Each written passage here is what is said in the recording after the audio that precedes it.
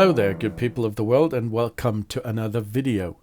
This is the second installment of my little side project, which is making documentaries using flight simulators. This kind of works because the representation of the world inside the simulators has become so good and so close to reality that in many cases you can actually explore the world virtually like it would be reality. So today we're here in the northern part of England, in the vicinity of York, because this is one of the three places where battles took place that would change England forever. And those guys of you who paid attention in the history classes at school, you'd guess already what we're going to talk about here. 1066. First of all, let's get this plane in the air. Today I'm flying a Cessna C182 RG II, the little guy with a retractable gear, which I think is a beautiful general aviation aircraft. It's a little dated, and as far as I know you can only get it used, but my version here has been retrofitted with glass cockpit components, so it's rather easy to navigate. I'll start up the bird, take off from the airport of Ruforth, maybe? Which has the code Uniform Kilo 11, and we're going to make our way to the first battle site.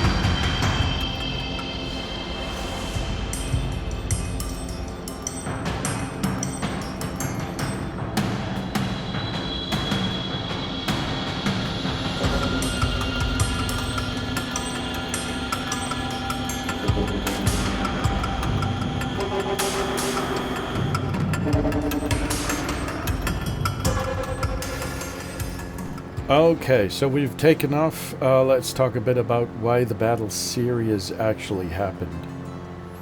In the year 1066, England is one of the richest kingdoms in Europe, but its throne is empty.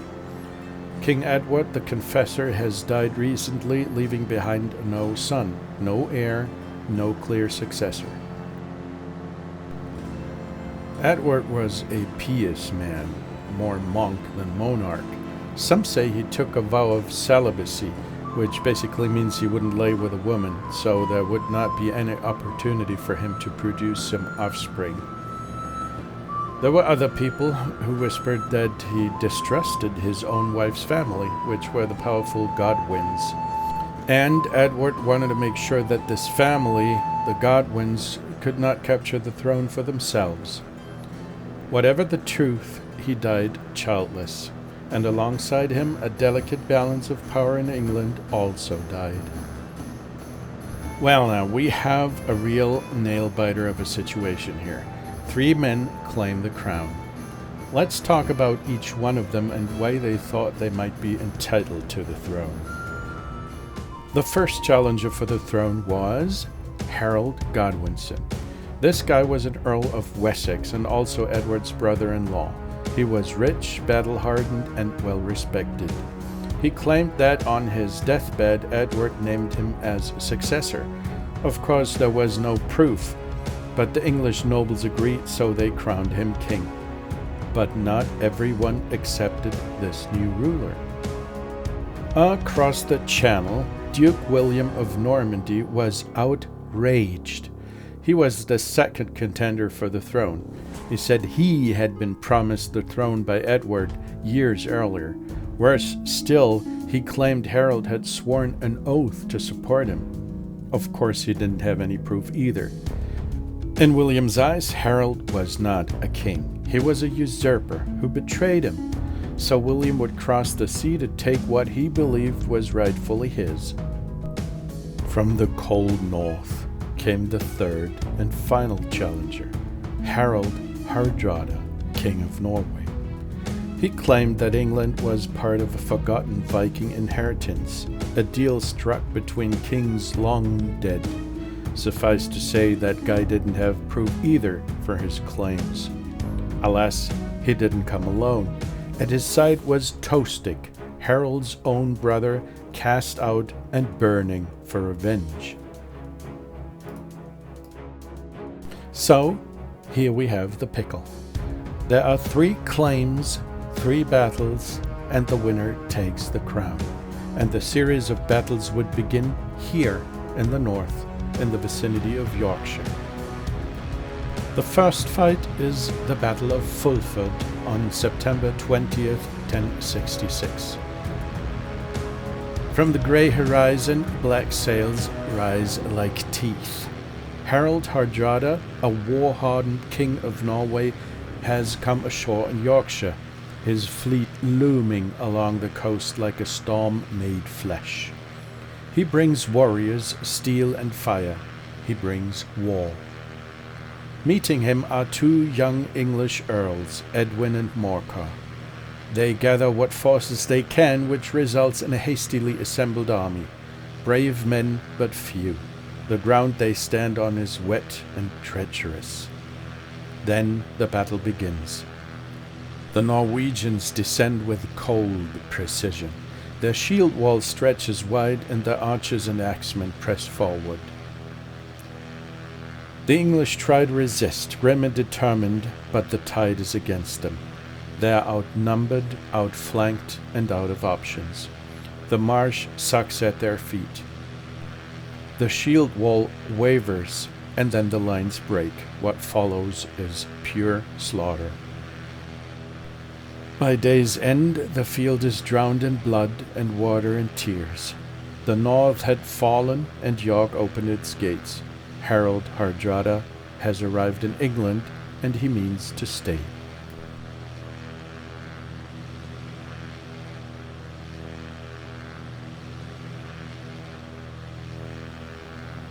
Many miles south of the smoking fields of Fulford, King Harold Godwinson receives word the north is burning. A foreign king sits in his land. Harold does not hesitate. With ruthless resolve, he marches his army north, 200 miles in just 4 days. No rest, no delay. The horde marches like they were possessed. When they arrive at Stamford Bridge, the Norwegians rest in arrogant triumph. They are still drunk on victory, literally, feasting, laughing. And they're also unarmored beneath the autumn sun. Harald Hardrada, the Thunder of Norway, stands tall. Beside him, Tostig, Harold's own brother, now a traitor.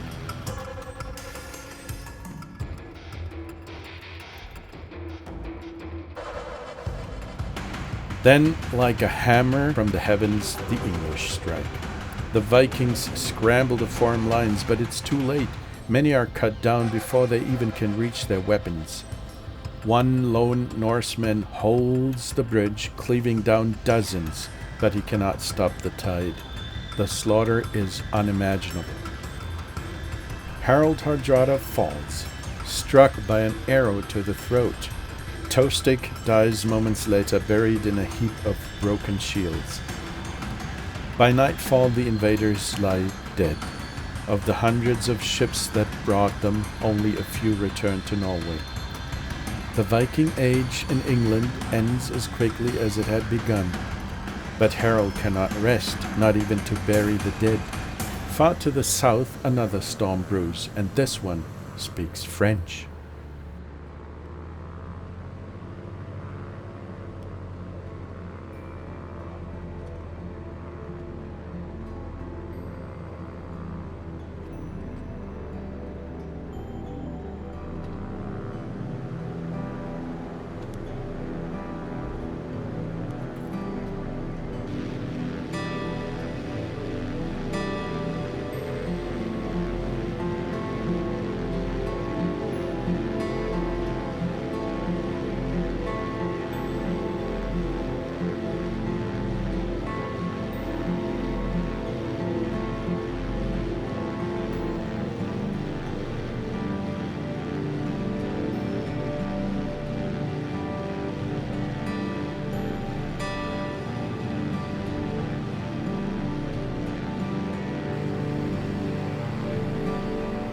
So we come to the third and final clash, the Battle of Hastings on October 14th, 1066.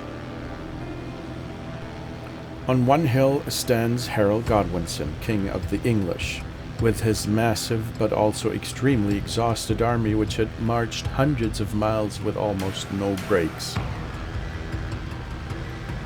Across the field, Duke William of Normandy prepares his knights, his archers, his infantry. The Normans strike first. Wave after wave of cavalry crashes against the English line, but the Saxon shield wall holds. They stand shoulder to shoulder, facing down every single charge. Hours pass. The battlefield is thick with the cries of men, the stink of blood and sweat, the chaos of war. Then suddenly William falls, and rumors spread that he is dead. But he rises, helmet in his hand, revealing his face to rally his men. And the battle rages on. Then the Normans try a new tactic. They begin to feign retreat, turning and running. And it works. Parts of the English line, so eager for victory, break ranks and give chase. The trap is sprung. The Norman cavalry wheels around and strikes, this time at the gaps. The shield wall falters, then fractures, and finally falls. In the resulting chaos, Harald is struck down. Some say it was an arrow, fired high into the grey sky, falling like fate right into his eye. Others say he was cut down by Norman blades. However it happened, Harald is dead. The House of Wessex and the last Anglo-Saxon King of England are dead. That was a dramatic turning point in English history. With Harald dead and his army shattered, William of Normandy claimed the English crown. But what followed was not peace, it was conquest. The old Anglo-Saxon elite was swept away, literally. Nobles who had ruled for generations were dispossessed, replaced by Norman lords loyal to William. Estates were seized, titles reassigned. English land passed into foreign hands almost overnight. Castles rose across the land. Stone fortresses, intimidating foreign, were built to hold the land by force. The towers of Dover, Warwick, and even the Tower of London itself, they're all symbols of control, domination, and fear. Language itself began to change as well. French became the language of the court, of law, and of the ruling class. English remained spoken by the common folk, but it bent and merged and evolved. From this collision came a new English tongue, rich and complex, forever altered. The church was restructured as well. Norman bishops replaced Anglo-Saxon clergy. New Romanesque cathedrals soared above the towns, and England's spiritual heart now pulsed in rhythm with Rome and Normandy. And the people? They endured, as they always do. The Saxons did not vanish, but they became subjects of a new world, a world of different customs, of different laws, and a king who spoke another language. So in the end, this was not just a change of rule. It was the birth of medieval England, a fusion of Saxon roots and Norman rule, and it was a transformation that would echo through centuries to come.